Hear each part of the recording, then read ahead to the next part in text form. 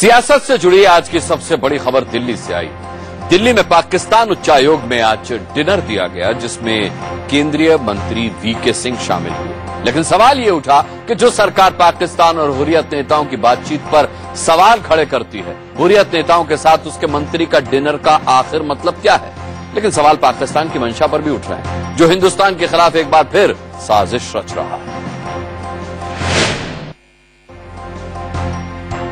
भारत के कड़े रवैये के बावजूद पाकिस्तान अपनी हरकत से बाज नहीं आ रहा है। पाकिस्तान के राष्ट्रीय दिवस को लेकर प्रधानमंत्री नरेंद्र मोदी ने पाकिस्तान के पीएम नवाज शरीफ को चिट्ठी लिखी, उन्हें बधाई दी और ये नसीहत भी दी कि पाकिस्तान को आतंक और हिंसा पर लगाम लगानी चाहिए, तभी दोनों देशों के रिश्ते अच्छे हो सकते हैं। लेकिन इसके तुरंत बाद खबर ये आई कि सीमा पार से हिंदुस्तान के खिलाफ बड़ी साजिश हो रही है। आईबी ने जम्मू कश्मीर को लेकर अलर्ट जारी किया है, जिसमें साफ तौर पर कहा गया है कि सीमा पार से लश्कर और हिजबुल के आतंकी भारतीय सीमा में घुसपैठ के लिए तैयार हैं और इसको लेकर खास तौर पर रणनीति आईएसआई और पाकिस्तानी सेना द्वारा बनाई गई है। खुफिया सूत्रों के मुताबिक लश्कर के खतरनाक आतंकी अनवर खान ने पूरे इलाके की रेकी की है।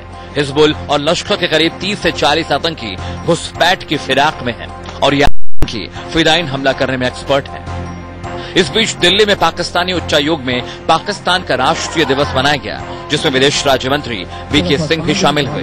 हालांकि इस समारोह में पाकिस्तानी उच्चायुक्त ने अलगाववादी नेता मशरत आलम को भी न्योता दिया। उस मशरत आलम को, जिसकी रिहाई को लेकर पिछले दिनों बड़ा बवाल हुआ था। हालांकि मशरत आलम तबियत खराब होने की वजह से इसमें शामिल नहीं हुआ, लेकिन सवाल इस बात पर उठा कि इस मौके पर पाकिस्तानी उच्चायोग ने अलगाववादी नेता मशरत आलम को न्योता क्यों भेजा। ये पहला मौका नहीं है, हमेशा हर 23 मार्च के हर साल 23 मार्च को ऐसी दावतें आती रहती हैं और लोग जाते हैं, तो कोई नई बात नहीं है। उधर शिवसेना ने इसे लेकर पाक उच्चायोग के खिलाफ विरोध प्रदर्शन किया। और मशरत आलम कौन है सबको मालूम है।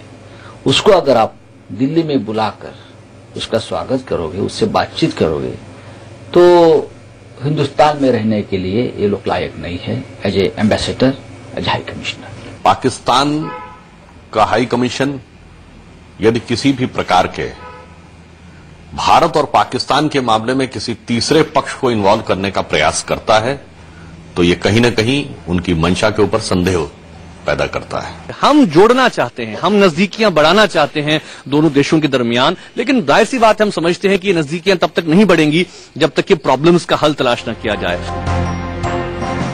Rakesh Kumar Singh, Delhi, India news.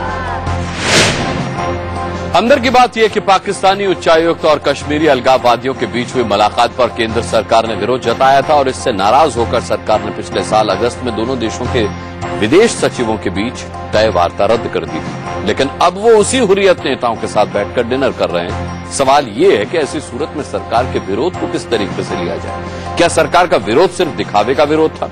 जाहिर है इसे लेकर सरकार को विरोधियों को अब जवाब देना पड़ेगा।